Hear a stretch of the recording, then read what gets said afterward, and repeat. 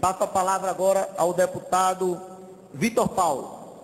Senhor presidente, senhoras e senhores deputados, dois motivos me trazem a essa tribuna, senhor presidente, nesta tarde. Um deles é corroborar com o deputado Antônio Garotinho em relação à PL do Pronatec, de urgência constitucional, que hoje tranca a pauta dessa casa, dizer que o governo da presidenta Dilma sempre foi sensível às causas sociais, como tem demonstrado com esse programa de combate à miséria.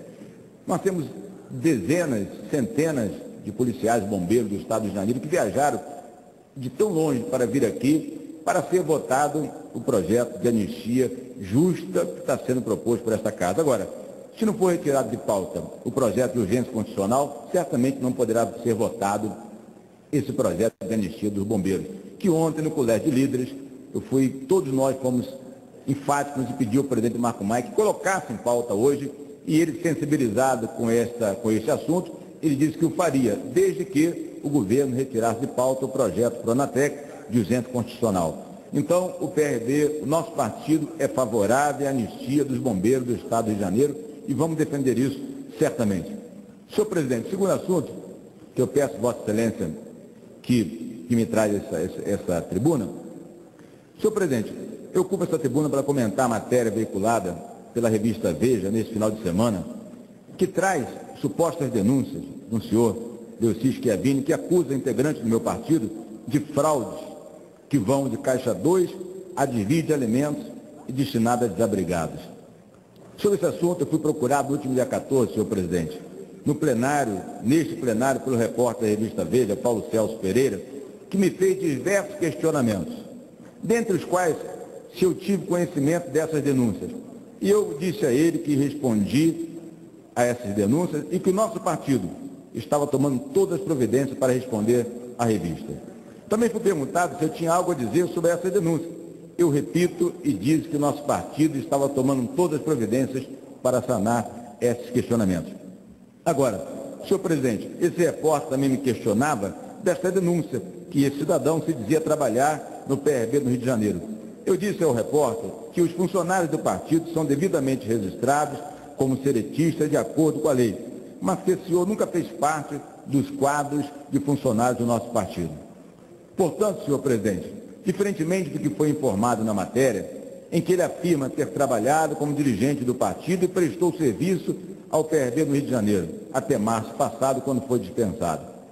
O senhor Schiavini, senhor presidente, disse ao repórter que havia entregue contribuição partidária na sede do partido do Rio de Janeiro, mas eu repito, como disse na entrevista, que isso não é verdade. As contribuições que o partido recebe são duas.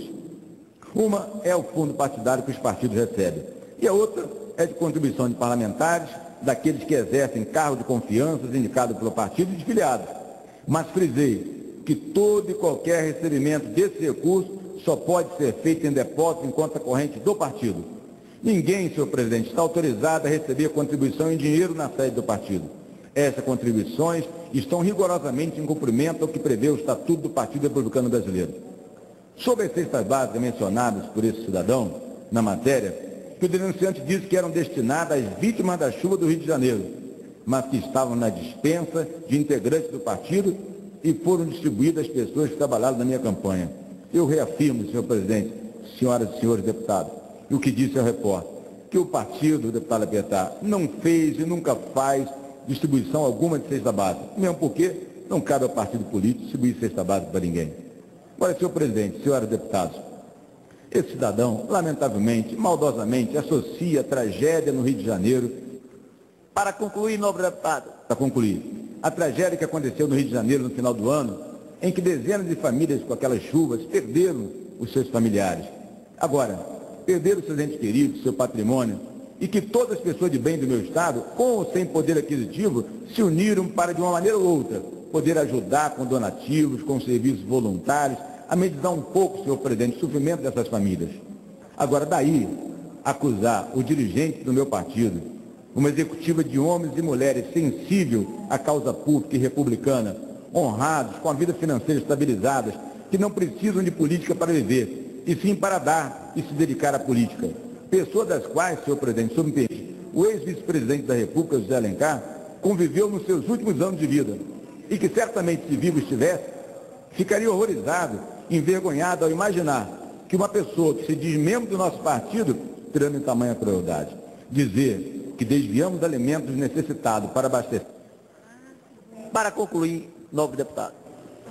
Concluindo, presidente, dizer que desviamos alimentos que seriam para os necessitados para abastecer a nossa prateleira, senhor presidente, era só o que faltava.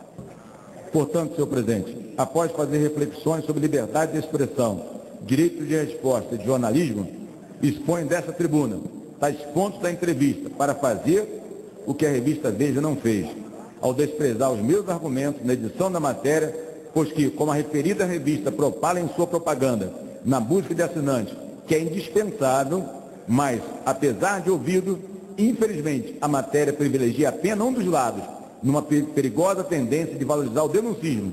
É isso, senhor, não é jornalismo. Solicito que esse discurso seja divulgado nos meios de comunicação desta casa. Muito obrigado, senhor presidente.